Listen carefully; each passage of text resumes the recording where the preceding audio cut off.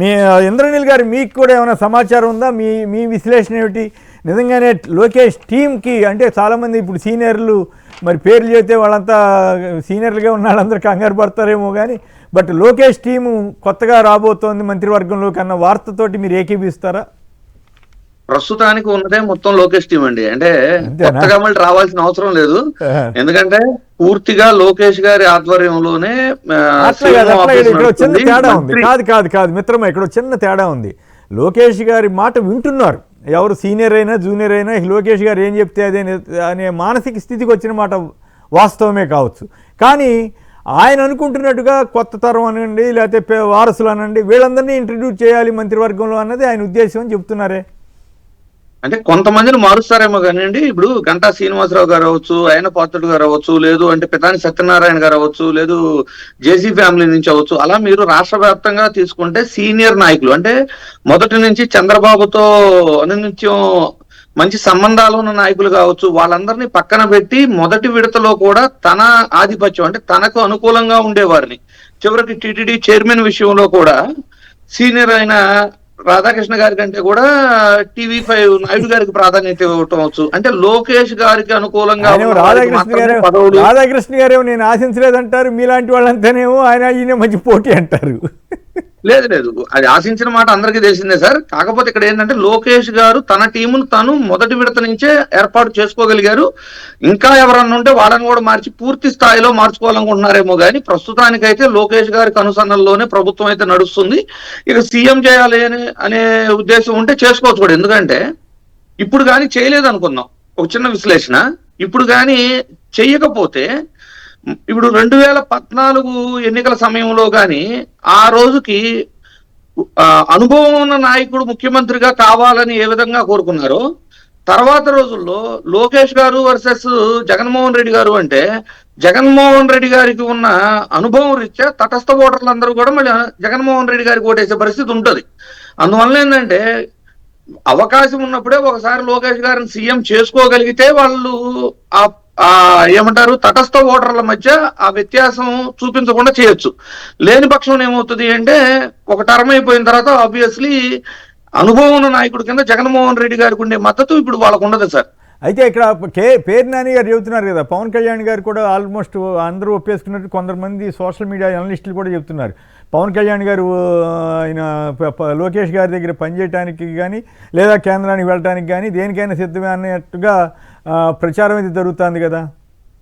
ప్రచారం పక్కన పెడితే సార్, జనసేన యొక్క విధానాలు, జనసేన కార్యకర్తల ప్రాబ్లం సాల్వ్ అవ్వకపోవటం, జనసేనలో నాయకులు మంత్రులు లేదు అంటే ఎమ్మెల్యేల యొక్క ఘోష ఎవరు వినిపించుకోకపోవటం, ఇవన్నీ చూస్తే ముందు రోజుల్లో లోకేష్ గారు ఆ తర్వాత దేవాంశ్ గారి దగ్గర కూడా జనసేన పనిచేయాల్సిన పరిస్థితి అయితే కనబడుతుంది. అంటే మామూలుగా అయితే అట్లా ఆ ప్రస్తావన తేగకూడదు. కానీ కొనతాల రామకృష్ణ గారు అంత పెద్ద సీనియర్ నాయకుడు, కాంగ్రెస్లో ఒక వెలిగాడు.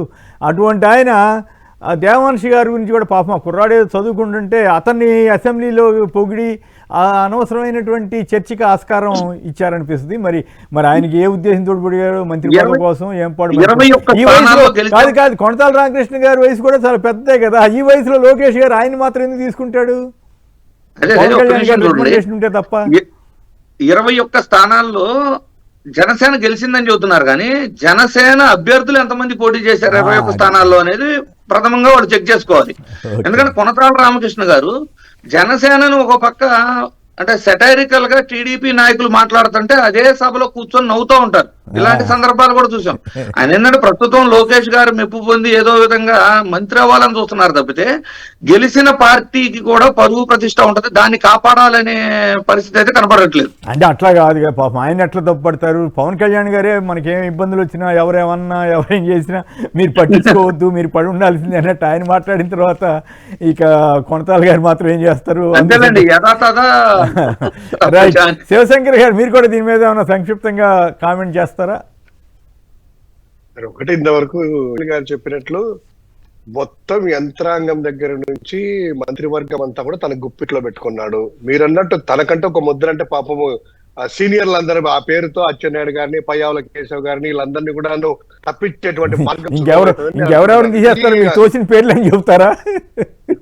అంతే కదా సార్. ఆయనకు నచ్చిన వాళ్ళు ఏంటంటే కనుక వాళ్ళే కాబట్టి ఈ కథనం ఆధారంగా మనం మాట్లాడుతున్నాం. సీనియర్లు అందరూ తప్పిస్తారు. సీనియర్లు పై ఆవుల కేసు, అదే విధంగా అచ్చెన్నాయుడు అధ్యక్షుడి పదవి నుంచి కూడా సింపుల్ గా తప్పించేసేసి ఇంకొకరికి ఇచ్చుకున్నారు పార్టీ రాష్ట్ర శాఖ కూడా.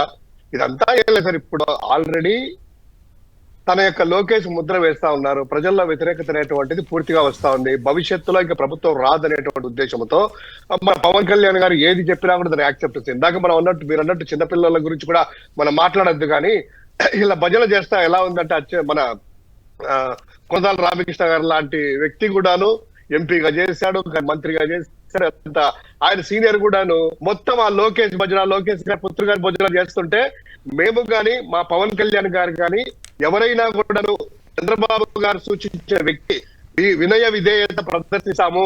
అది లోకేష్ గారు కావచ్చు, లేకపోతే కనుక దేవంశ్ గారు కావచ్చు, లేకపోతే కనుక ఎంపీ 5,000 కోట్లు దోచుకున్నటువంటి విశాఖపట్నం పక్కనే ఉన్నారు కదా, ఆ ఎంపీ భరత్ గారు చెప్పినా వాళ్ళ పిల్లలు చెప్పినా కూడా చంద్రబాబు గారి మాట తూచా తప్పకుండా పాటిస్తామనేటువంటిది జనసేన తరఫున కొనతాల గారు అసెంబ్లీ సాక్షిగా చెప్పారు. తర్వాత ఈయన కూడా లోకేష్ గారు కూడా మాట్లాడతాడు. మనం ఉన్నారు కదా చిన్నపిల్లల గురించి అసెంబ్లీలో ఎందుకయ్యా మాట్లాడేదని.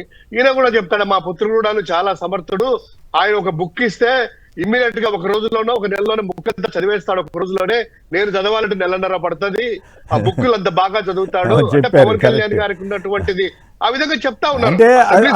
అంటే అదొక విధానం ఏమో. అంటే తెలివిగా చంద్రబాబు గారు ఏమో లోకేష్ గారిని పొగట్టం, లోకేష్ గారు చంద్రబాబు గారిని పొగట్టం, లోకేష్ గారు మళ్ళీ తన కుమారుడు గురించి కూడా చెప్పుకోవటం, అదొక స్టైలు. జనంలోకి వెళ్ళడానికి అదొక మార్గమేమో. అది కూడా ఒక వ్యూహం కావచ్చు. దాన్ని మనం పూర్తిగా పొలిటికల్ స్ట్రాటజీస్లో చూసినప్పుడు వాళ్ళు రైట్ అని అనుకోవాలేమో. తప్పకుండా వ్యూహం ప్రకారమే తన పుత్రుడిని చంద్రబాబు ఏమో పుత్రుని లోకేష్ ను పొగుడితే, లోకేష్ గారు దేవాంశ్ గారిని పొగుడతా, వీళ్ళందరూ కూడాను ఇప్పుడు నా భజన కాదునైనా నా కుమారుడు భజన లోకేష్ చేస్తున్నారు, మీరు భవిష్యత్తులో కూడా నా మనవడి భజన కూడా చేయాలనేటువంటిది ఇప్పటి నుంచే ఇంట్రొడక్షన్. ఒక రాజకీయాల్లో ఒక కళ, అది ఒక వ్యూహాత్మకంగా ఉన్నారు. సో ఏది ఏమైనా సార్, పవన్ కళ్యాణ్ గారు అనే వ్యక్తి కాపుల మనోభావాలు దెబ్బతీస్తాడా, లేదా తన యొక్క ముఖ్యమంత్రి తను కావాలనుకుంటాడా అనేటువంటిది వాళ్ళు నిర్ణయించుకోవాలి. ఎవరిచ్చినా కూడా రాష్ట్రంలో అనేటువంటి 20 సీట్లకి ఎవరిస్తారబ్బా? 20 సీట్లకి సీఎం పదవి ఎవరిస్తారు? మహా అయితే ఉంటే ఉండండి, లేకపోతే లేదనే పరిస్థితి వస్తుంది తప్ప పవన్ కళ్యాణ్ గారు అడిగినా ఇవ్వరు కదా. పైగా ఆయన అడగట్లేదు కూడా కదా. 15 ఏళ్ళు నేనే మీకే అండగా ఉంటానని చెప్తున్నారు కదా. నార్మల్ గా మనం అనుకున్నట్టు సార్, 21 సీట్లు ఉన్న వ్యక్తులు అంటే వీళ్ళకి 134 సీట్లు ఉన్న వ్యక్తి నిర్ణయాలు ఏర్పాలన్నా కూడా BR9 రిమూవ్ చేయాలన్నా, లేదా తిరుపతి లడ్డు మన అబద్ధాలు నిజాలు అవుతున్నాయి అని చెప్పినా కూడా ఏదైనా కూడా ఆయన పిలుచుకొని ఇంటికి తీసుకొని వచ్చేసి ఒక మహా డిస్కషన్ జరుగుతా అంటే మనం అనుకోవాలి కదా. సమబుజ్జి అనేటువంటిది మీడియా ఒక లేపుతుంది కదా, అబ్బా పవన్ కళ్యాణ్ గారితో చర్చలు, 134 మంది మద్దతు, సంపూర్ణ మద్దతు ఉంది, ఏ నిర్ణయాలు తీసుకున్నా కూడా కాదనేవాళ్ళు. అయినా కూడా అతను విలువ ఇచ్చినట్టు, వాళ్ళు ఏదో అభిప్రాయం చెప్పినట్టు ఒక వ్యూహాత్మకం. మీరు అన్నట్టు ఇక్కడ ఏమీ లేదు. కనీసం అంటే కనుక వాళ్ళ తమ్ముడికి అన్నగారికేమో 1 సంవత్సరం దాటిపోయింది, ఇమ్మీడియట్ గా రాజ్యసభ కాదు మన నాగేంద్ర బాబు గారిని మంత్రి పదవిని ఇస్తున్నా అని అఫీషియల్ గా నోట్ ఇచ్చినా కూడా ఇంతవరకు చేయకున్నా కూడాను నోరు ఇప్పలేదు ఆయన. వాళ్ళ కుమారుడికి ముఖ్యమంత్రి ఇస్తామన్నా కూడా సరే కానివ్వండి అంటున్నారు. కానీ వాళ్ళ మనవాడికి అది ఏజ్ లేదు కాబట్టి, ఆ అర్హత లేదు కాబట్టి, లేకపోతే కనుక దేవాంశ్ గారు ఈ రోజు చేసిండే వాళ్ళేమో, ఆయన ఏమైనా ప్రధానమంత్రిని చేసిండే వాళ్ళేమో. అంటే ఇలా ఆలోచనలు ఆ ఎల్లో మీడియా వాళ్ళు చూస్తుంటే ఉపరాష్ట్రపతిగా అంట, లేకపోతే కనుక ఉప ప్రధాని అంట. ఉప ప్రధానమంత్రి ఎప్పుడు క్రియేట్ చేస్తున్నారో ఈయన రాజ్యసభ పంపిస్తారో తెలియదు. ఒక ఊహాగానాలు ఏంటంటే ప్రజల మైండ్ సెట్ ని బీహార్ లో మార్చారు కాబట్టి ఇక్కడ కూడా లోకేష్ గారి పట్టాభిషేకం జరుగుతుంది, చంద్రబాబు గారిని తప్పించినా కూడా మీరందరూ ప్రిపేర్ కాండి అని చెప్పి లోకేష్ వర్గం మీడియా ద్వారా ప్రచారం చేస్తా ఉంది. దానికి చంద్రబాబు గారు ఎలా రియాక్ట్ అవుతారో, పవన్ కళ్యాణ్ రియాక్ట్ అవుతారో అది ఇంటర్నల్. మాకు కావాల్సింది ఇచ్చిన హామీలు తప్పకుండా అమలు చేయాలి, అదే విధంగా పరిపాలన సక్రమంగా ఉండాలనేది మాత్రం మేము చూసుకుంటాం ప్రతిపక్షంగా. అయితే ఒక పాయింట్ అయితే వాస్తవం, తెలివిగా తెలుగుదేశం వాళ్ళు అధినాయకత్వం ఏం చేస్తుందంటే పవన్ కళ్యాణ్ గారిని చాలా గుడ్ హ్యూమర్లో పెట్టుకుని మంచిగా చూసుకుంటా మిగతా వాళ్ళందరినీ గాలికి వదిలేసినా పర్వాలేదు అన్నట్టుగా వాళ్ళు తెలివిగా వ్యవహరిస్తున్నారు. అదే టైంలో ఇప్పుడు కదిర్లో జరుగుతూ ఉంది, బీజేపీ నాయకుడు విష్ణువర్ధన్ రెడ్డిని హౌస్ అరెస్ట్ చేశారట. అంటే బీజేపీలో కూడా మోడీ గారు తప్ప ఇంకెవరికి పెద్ద ఇది లేకుండా అమిత్ షా గారిని మోడీ గారిని జాగ్రత్త చూసుకుంటే చాలు అన్న యాంగిల్లో టీడీపీ వాళ్ళు వెళ్తున్నారేమో చూడాలి. అవసరమైనప్పుడు మాత్రం మాలోని వాళ్ళని తీసుకుంటారు, వాళ్ళు అవసరమైనప్పుడు వాళ్ళు కూడా ఓకే సార్ అని దర్శించడానికి వెళ్తే ఆయన చంపేస్తే ఆయన ఇందాక ఒక మీడియా కూడా పెట్టాడు, పాపం నన్ను చంపేస్తారంటే ఎలా చంపేస్తారో చూస్తామంటే ఎలా ఉందో చూడండి. చంపడం వరకు వెళ్ళిందా వ్యవహారం? చంపడం వరకు ఆయన చంపేస్తారంటే ఎలా చూస్తారని నేను వెళ్తానని చెప్పి ఆయన ఇందాక ఆ లైవ్ ఏదో పెట్టి ఇచ్చినాడు ఆయన Facebook విష్ణువర్ధన్ లోనే ఎక్కడో విష్ణువర్ధన్ రెడ్డి గారు కదిరిలో. నేను వెళ్తాను అని చెప్పి. అంటే ఆ లోకల్ ఎమ్మెల్యేకి ఆయనకి తగదనేమో. ఏదైనా సార్ ఒక దేవుడి దగ్గరికి కూడాను హిందూ మతం ఉద్ధరిస్తామది ఇదంటే ప్రతి ఒక్కరిని ఆహ్వానించాల్సింది పోయి నాకు నచ్చిన వాళ్ళే స్వామివారికి రావాలా, నాకు నచ్చిన వాళ్ళే పూజలు చేయాలా, నాకు నచ్చిన వాళ్ళే హిందువులు, నాకు నచ్చకపోతే ఎవరు రాకూడదు అనేటువంటి ధోరణి పైన వాళ్ళు పడుతున్నప్పుడు ఇప్పుడు పవన్ కళ్యాణ్ గారి పార్టీ బీజేపీ వాళ్ళు పడుతున్నప్పుడు మీరు ఎన్ని అంటే మాత్రం ఏం ఉపయోగంలే కానీ అదే పైన వాళ్ళు పడితే కింద కూడా చెప్పారు కదా. పైన వాళ్ళు ఇది శాసనం చేస్తారు, స్థానిక ఎమ్మెల్యేలు కింద సర్పంచుల దగ్గర నుంచి లోకల్ నాయకుడి వరకు అదే పాటిస్తారు కదా. ఆవు చేల్లో వేస్తే దూడ గట్టున వేస్తుందా అని చెప్పి ఆ విధంగా ఉంది.